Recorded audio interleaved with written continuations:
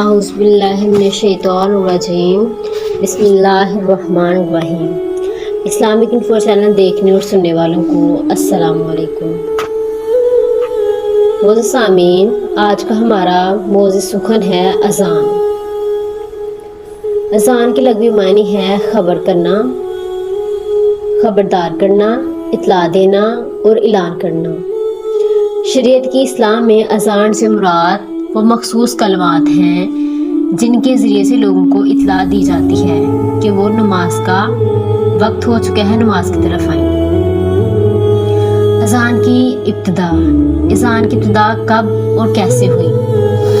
مدینہ منورہ میں نماز پاجماعت ادا کرنے کے لیے مسجد بنائی گئی تو ضرورت پیش آئی کہ مسلمانوں کو نماز پاجماعت کے لیے کیسے بلایا جائے۔ ہمارے پیارے آقا حضرت محمد صلی اللہ علیہ وسلم نے جب اس بارے میں صحابہ کرام رضی اللہ تعالیٰ عنہم سے مشاورت کی تو اس سلسلے میں 4 تجاویز سامنے آئیں۔ پہلی یہ، نماز کے وقت بطور علامت کوئی خاص جھنڈا بلند کیا جائے۔ دوسری، کسی بلند جگہ پر آگ روشن کر دی جائے۔ تیسری، یہودیوں کی طرح سینگ بجایا جائے۔ چوتھی، عیسائیوں کی طرح ناقوس بجایا جائے۔ یہ جو 4 تجاویز تھیں، ان میں سے چونکہ یہ ساری کی ساری غیر مسلم اقوام سے تشبیہ دیتی تھی، اس کے باعث ہمارے پیارے آقا حضرت محمد صلی اللہ علیہ وسلم کو یہ 4 تجویزیں پسند نہ آئی۔ اسی دوران حضرت عبداللہ بن زید رضی اللہ تعالیٰ عنہ اور حضرت عمر رضی اللہ تعالیٰ عنہ نے خواب میں ایک فرشتے کو اذان کہتے ہوئے سنا۔ انہوں نے اپنے خواب نبی اکرم صلی اللہ علیہ وسلم کو سنائے۔ نبی کریم صلی اللہ علیہ وسلم نے انہیں پسند فرماتے ہوئے اللہ تعالیٰ کی جانب سے سچے خواب قرار دے دیا۔ آپ صلی اللہ علیہ وسلم نے حضرت عبداللہ بن زید رضی اللہ تعالیٰ عنہ سے فرمایا کہ اذان کے الفاظ حضرت بلال رضی اللہ تعالیٰ عنہ کو سکھائیں تاکہ وہ اسی دوران یا اسی طرح سے اذان دے سکے۔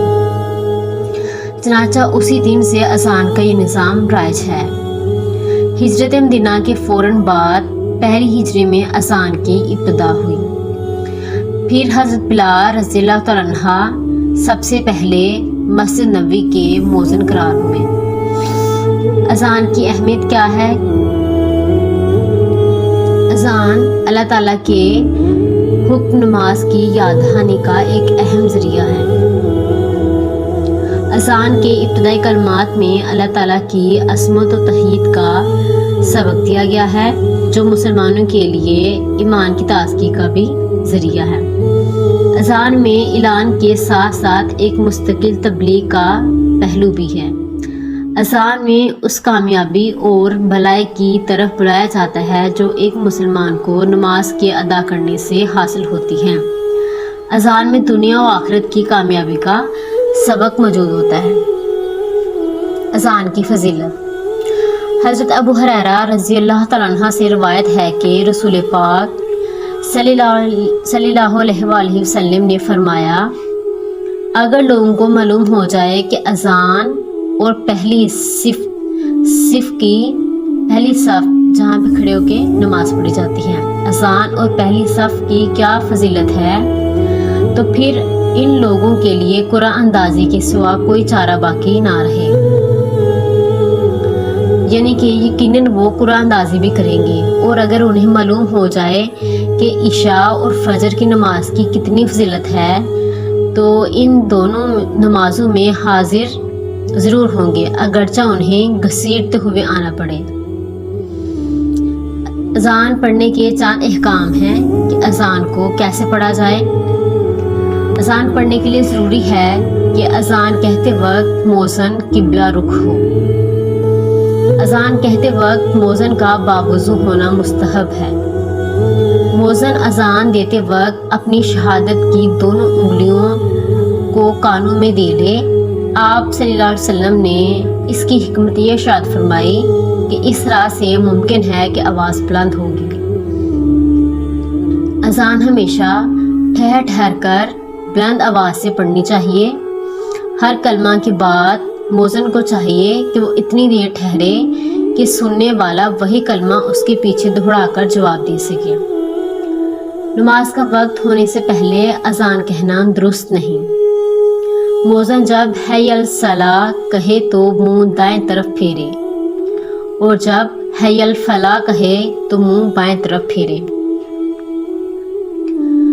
اگر ہم دیکھیں کہ مؤذن کا اذان دینے کا کیا مقام ہے تو ہمارے پیارے آقا حضرت محمد صلی اللہ علیہ وسلم نے مؤذن کا مرتبہ بیان کرتے ہوئے فرمایا، قیامت کے روز اذان دینے والوں کی گردنیں تمام لوگوں سے زیادہ بلند ہوں گی۔